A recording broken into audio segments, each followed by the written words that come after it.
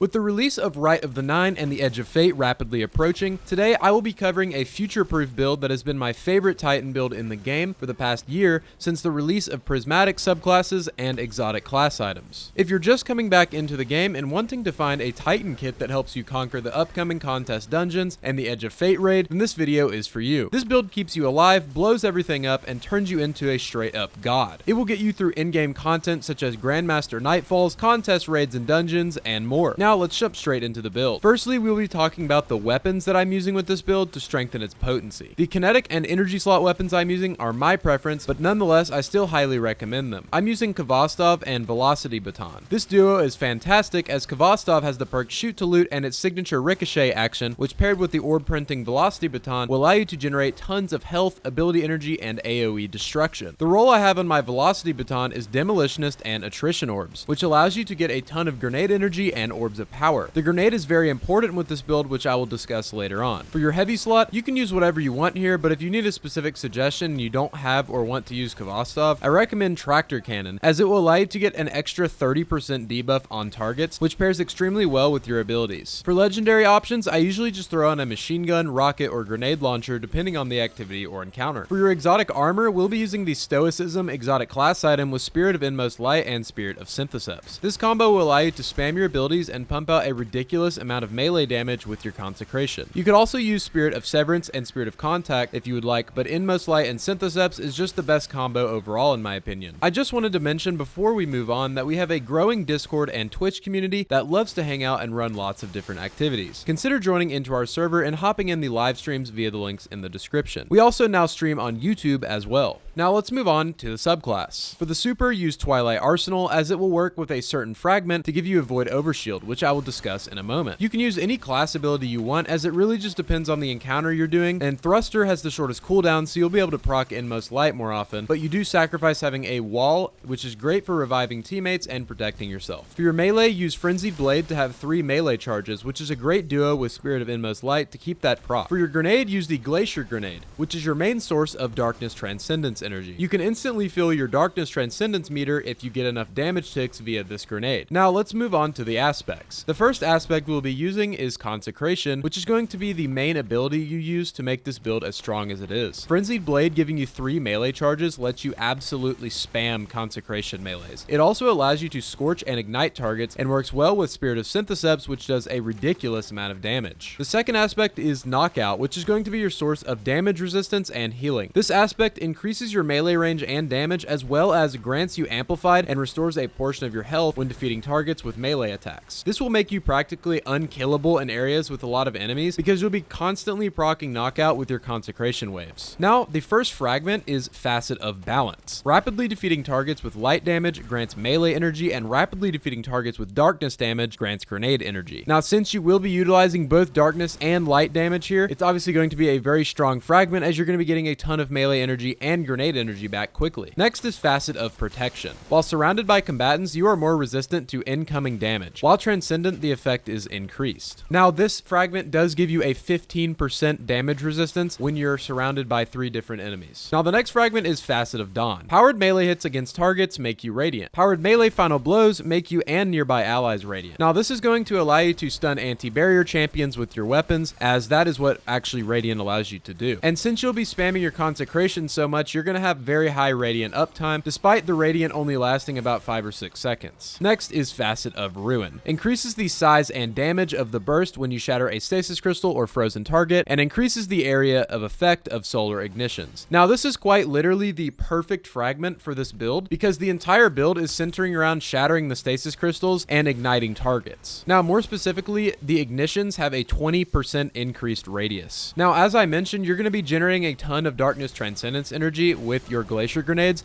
and this fragment also creates more damage instances with the Stasis Crystal Shatter. Now, lastly, we have Facet of Purpose, which is going to be your source of Void Overshield. This allows you to pick up an Orb of Power to gain a buff depending on what super you have on. Now, in this case, we have Twilight Arsenal, so we're going to be getting a Void Overshield every single time we pick up an Orb of Power, which is quite insane. Now, I will say that this only fills half of your Void Overshield when you pick up 1 orb, but you're going to be getting a lot more than 1 orb, so you won't really even have to worry about it anyways. And also, now the Void Overshield will also grant you 70% damage resistance, which is wild. Next, here are some stats to prioritize for this build. We have tier 10 resilience as always for the 30% damage resistance and also the class ability recharge. Next, we have tier 10 strength for the melee recharge and at least tier 6 discipline for your grenade recharge. Next, for your armor mods on your helmet, we have heavy ammo scout, heavy ammo finder, and a siphon mod. However, you're totally welcome to change this around if you'd like. On your gauntlets, run impact induction, momentum transfer, and heavy handed. The reason why I'm not using melee kickstart here is because melee kickstart actually does not work on melees that have more than one charge. And the mods here will also synergize very well with each other to generate you more melee and grenade energy when using the other ability. Next, as always, on your chest piece, run 3 damage resistance mods of your choice depending on the threat of the activity. And also, if you would like to run something else, such as concussive dampener, that's fine too. Next, on your legs, we have invigoration, recuperation, and stacks on stacks. Now, running this combo right here is going to work so well with this build because it's going to combine with all of the subclass healing that you have to not only give you melee energy, but also give you an instant health boost. And whenever you pick up an orb of power, you're going to get an extra armor charge. Now, lastly, on your class item, it's good to run either special finisher or outreach in the first slot. I personally like running special finisher because for outreach, I don't really utilize it that much because I'm going to get my melees all the time anyways. Then we run powerful attraction to get orbs of power whenever we use your class ability, and then also Reaper to guarantee an orb of power spawn while getting a weapon final blow after using your class ability. So the whole goal of the class item mods is to put some more synergy into your build via your class ability. Now that just about wraps up the main details of the build, and now I'm going to talk about the gameplay loop. Now, whenever you go into an engagement, I would recommend throwing your glacier grenade and then shattering it via your consecration to get a ton of damage instances, which will give you your darkness transcendence energy very quickly. Then you can follow it up with some more consecrations to build a ton of light energy. So really the goal here is to get transcendence as quick as possible and stay alive via the orbs of power, the void overshield, the amplified, etc. Now be a little careful here because depending on the activity you can get absolutely melted, but having 2 sources of damage resistance via amplified and void overshield will allow you to tank some